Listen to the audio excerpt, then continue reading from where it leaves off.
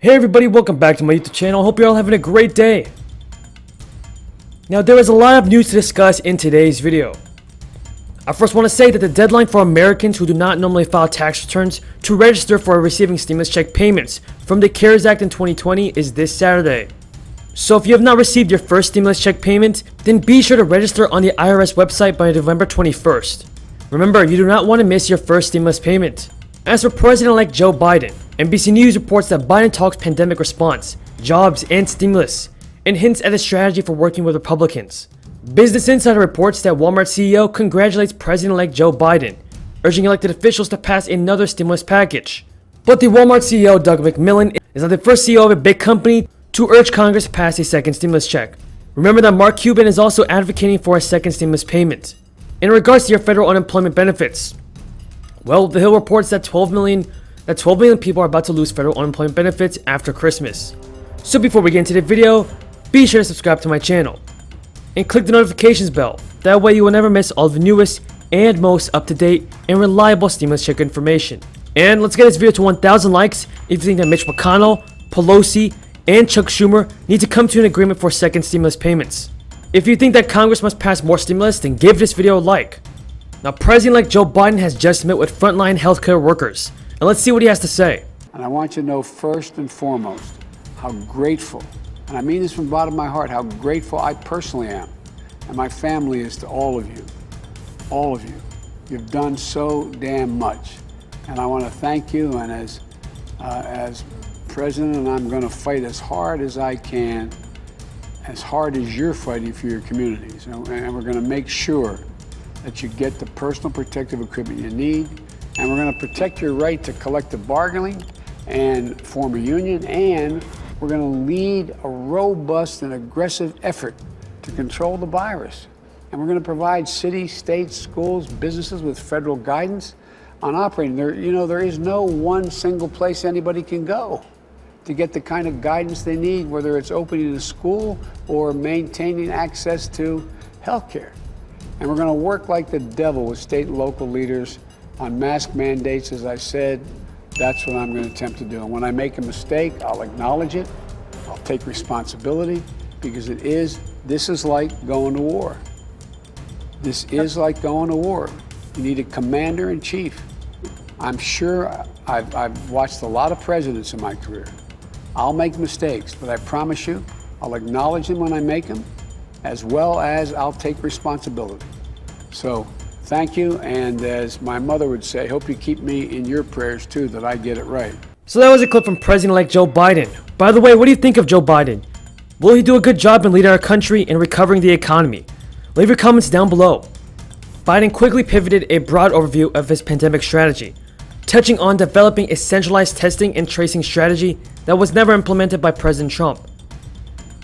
Public health directives that even Republican governors who initially resisted implemented them are now embracing, such as mask mandates and the preparation of a vaccine distribution system.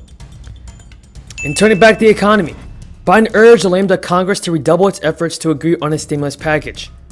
Right now, Congress should come together and pass a relief package like the HEROES Act that the House passed, he said.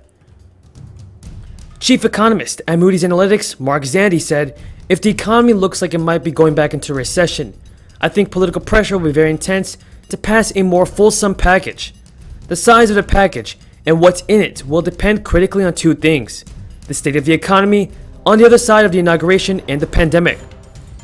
Biden has stressed the need to help unemployed workers and cash-strapped families, many facing dual childcare and healthcare crisis.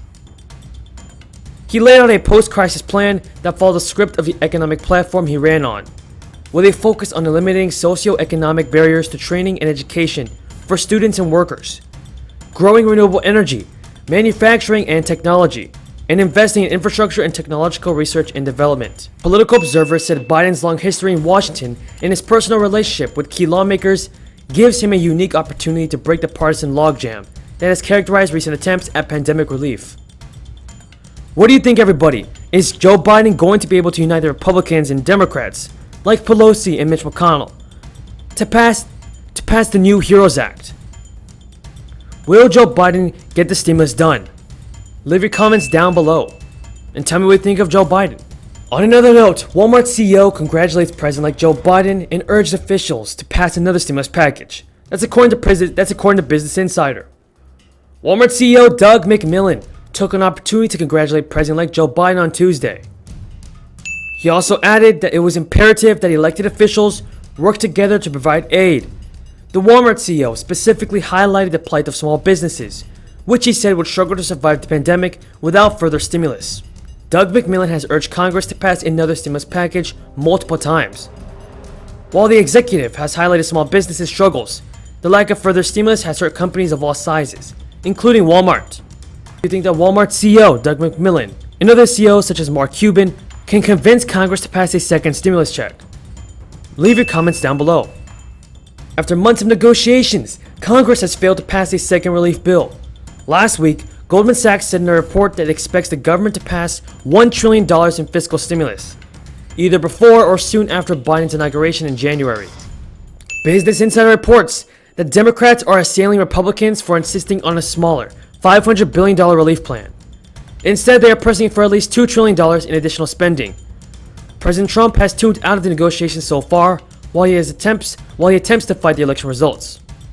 Now everybody, do you think that President Trump should be focusing on passing more stimulus, or should he continue his fight against the election results?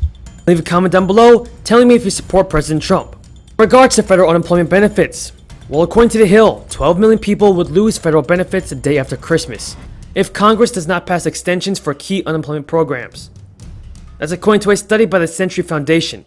December 26 will mark the end of one of the last lifelines available to millions of Americans in desperate need. It will be a crippling end to one of our darkest years.